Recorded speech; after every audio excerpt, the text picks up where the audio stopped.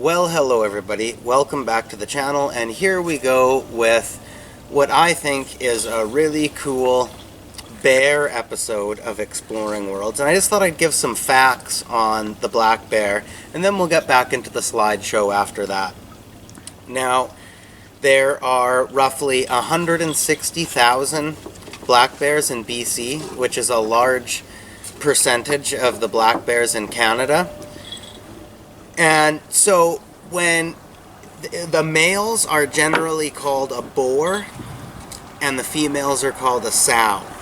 Now, the one that I seen here is either a lone boar, as the males tend to travel alone other than when they're breeding, or it could have been a sow with no cubs at the moment, as they tend to breed in the summertime, and depending on the amount of body fat that the female can generate, she will give birth usually in late January.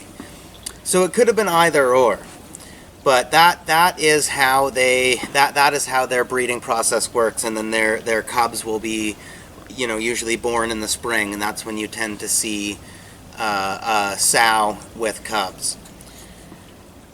And there are, here on the Sunshine Coast, they hibernate in the winter time. They do not defecate, urinate, or anything like that while they're hibernating. They slow their heart rate down, and they remain asleep all throughout the winter until they wake up in the spring. They'll even give birth while they're asleep. But here on the Sunshine Coast, we have odd weather, strange weather. We usually have a really hot summer. And spring and fall can be either or. It can be, nice like we're having this fall, or it can just turn right to rain. And same with spring. We can have an early spring or a late spring, whatnot. And in the wintertime, we can have a rough winter where there's lots of snow and lots of ice and it's cold, or we can just have a relatively cold but, not incredibly cold, rainy winter. So, in general, they do their hibernating in the winter, but here on the Sunshine Coast, they kind of borderline hibernate. They still go to their den, they still go far off into the forest where nobody's going to see them or anything like that. But whether they actually fall asleep for the whole winter here or not is debatable at best, and it's also, it can depend on what kind of year we're having, but in general, in other parts of Canada, they're asleep for all of winter. And in the fall, this is when they go through a phase of eating a lot. They eat anything they possibly can, particularly skunk cabbage and all kinds of different shrubbery, things like that, as they're building up as much body fat and as much nutrition as they can for when they head off for the winter time.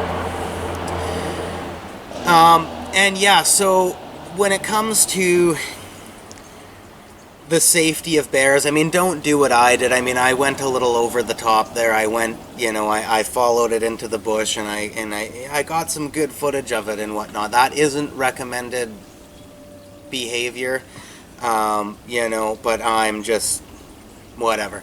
But it's not never good to approach a bear, and the safety, the general safety lessons that you're taught if you live in an area where there's bears is just, if you come across one, that a mama bear with two cubs is the most dangerous, and just to stand your ground, slowly walk back, make loud noises, make yourself as big as possible.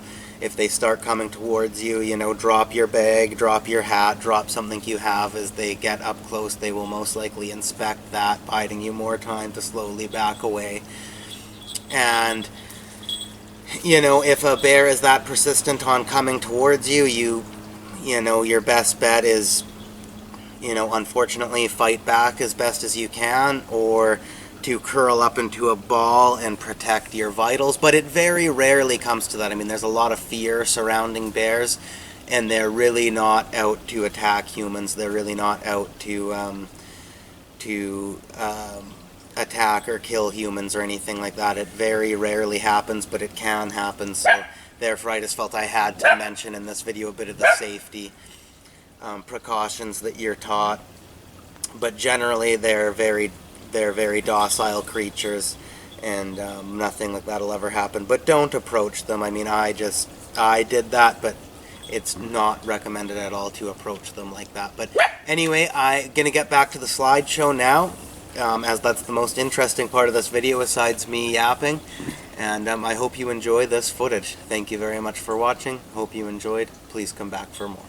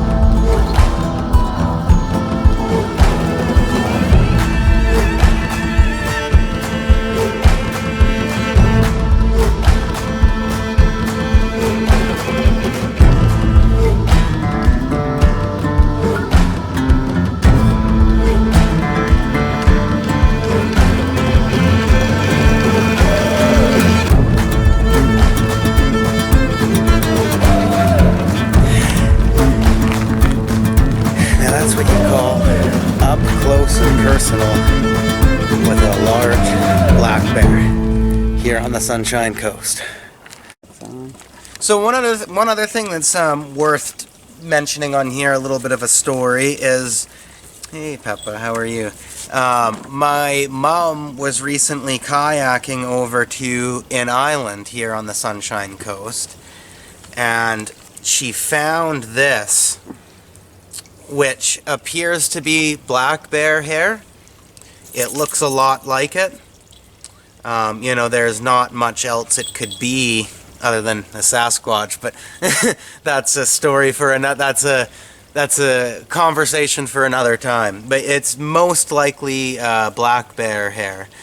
And the odd thing is that they're not normally on islands, as there's not enough food to sustain them on islands. But they do, once in a while, as they are very great swimmers, they do once in a while swim to an island and just kind of chill there for a little bit, maybe forage some berries or something like that, and you know, just scan the place for any sort of whatever kind of food source it might have, and then swim back to the mainland again. So that's actually a rare find in general, and it's even rare that it was on an island. So check that out. That is bear hair.